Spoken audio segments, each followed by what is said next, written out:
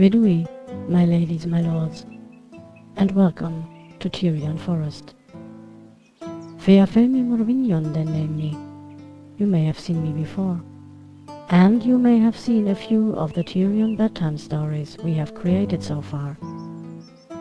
With me are my Atta, Lord Randir, who will support me in this presentation, and Prince Finarfin and Lord of Tirion, to represent the house of our King Finwë. Welcome, my prince, my lord. Vidui, and welcome to Tirion Forest. It is an honor to be with you. Vidui, my ladies, my lords. The honor is on our side, my prince. My ladies, my lords, today it is not one of the familiar tales of the forest we will tell you. What we intend to talk about is some background rather that you may or may not wish to learn. It is about what we do in Tirion Forest when the pass of Kalakiria has been swept clean, all fell creatures slain, all adversaries driven back to where they belong, all swords sheathed, and all Mela kissed welcome after we returned from whatever errand we had been sent out to. Well, you see, as a community, we need to see to it that we keep ourselves informed, our brains well fed, and the younger ones among us educated and trained, so as to prepare us, them, and our community as a whole for the tasks the Valar set us to. This means, time and again we settle down, individually or as a group, and listen to and try to comprehend what the elders have to tell us.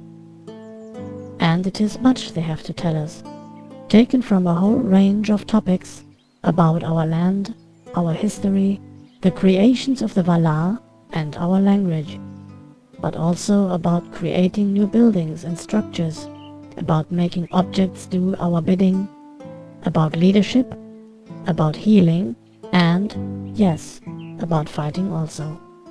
While several of the classes that cover the topics Fëafelmë mentioned are to some parts theoretical, courses in most cases include active participation, hands-on exercises and workshops, where elements are planned, constructed and finished by individual participants or by the entire group.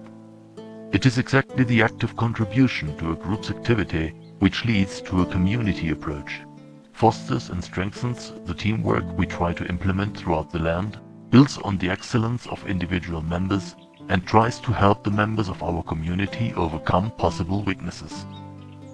All this always done under the guidance and scrutiny of experienced leaders of the land who guide the students, advise them and see to it they reach the targets set for the class in question. But, Prince Finwë, my lord, one of the foremost concerns about training, as we will see anon in the presentation, is student-centered education. Aye, my lord, so it is. Exactly what do you mean by this? Well, my ladies, my lords, student-centered education means our training and education will be adapted to each student individually. We focus on each student's needs as an individual, in the same way as we do with the assessment of the whole class. While we see to it each student will reach her or his learning target, we also take care the class as a whole will eventually advance to a certain level. But it is not just about the fact that the class passes and the bad students are turned away to fail. We want the whole group to reach certain goals and aim to look at the whole picture. Who attends the class, who is active, who is not so active, etc. And we adapt training and education methods to it. This is the basic idea behind it. Understood, my prince. A very good point. But let us go into more detail. Atto, would you like to comment on the first paintings we have? Of course, Hinya. Let us talk about leadership classes first, such as we are seeing here at the moment. In these classes, mainly the Valar teach community members with a leading property about how to be interactive with others, how to organize and hold events, how to repair damage done to land and structures, and how to find and retrieve lost objects. Next, leadership class topics include governance and its basis, that is, the harmonious working together of volunteers. We review the various groups and how they fit within our structure of governance and how the group as a whole benefits from the leadership and team dynamics.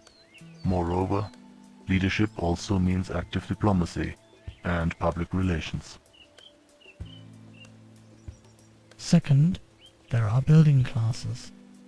These cover the basics of building objects and structures, and they teach you how to get along well with what tools you have at your disposal. You learn how to manipulate and alter given objects, and afterwards cover these objects with paint or structure and add other finishings to them. Hands-on exercises include the use of building tools and freeform creation, and are carried out individually and or together in a group project.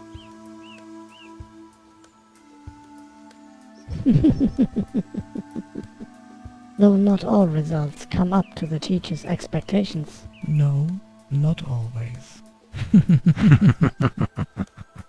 Some results lead to even the strongest Ranger's despair.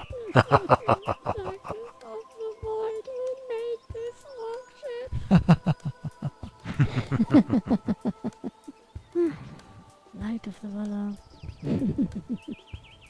Well, the next point would be creative design. Here, classes lead to studies and implementation of creativity by teaching architectural and interior design. Group and individual projects are supported by higher-level masters of the craft. The art to make objects do your bidding, finally, is a basic class where students learn how to animate the objects they have built in order to enhance the creative look of their work. This class is helpful to those who wish to add movement and practical use to sculptures and objects made in the building classes. Another essential point of our existence is the basic setting of place and time.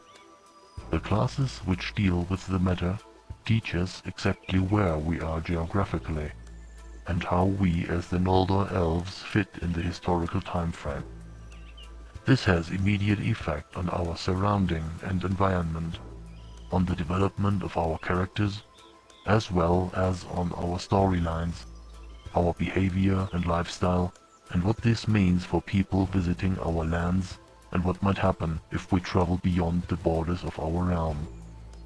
Naturally, this also influences our use of language, our literature and artwork, our architecture, and the design of all kinds of objects we use daily, up to and including clothing, devices, tools, means of transport, and weaponry. This may also lead to guides or rangers of Tirion telling visitors in inappropriate attire to dress fitting the occasion, or to leave the lands.